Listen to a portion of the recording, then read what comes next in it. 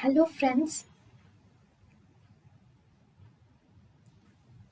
Welcome to Creative Medicine.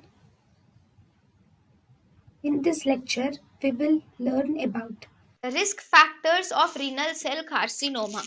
The most significant risk factors of renal cell carcinoma are two. One, smoking tobacco, that is smoking cigarette or any form of tobacco, and second, tobacco chewing are the important risk factors. The other risk factors of renal cell carcinoma include obesity, a patient who is suffering from obesity or hypertension, or if there is exposure to the asbestos or exposure to petroleum products or cadmium, or if the patient is suffering from the chronic renal failure, and also especially the even analgesic nephropathy. So all these are actually responsible for the renal cell carcinoma.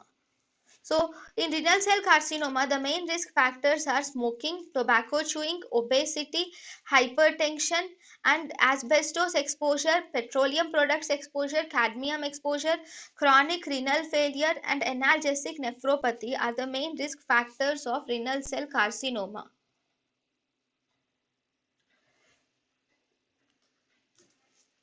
Then, spread. In the spread,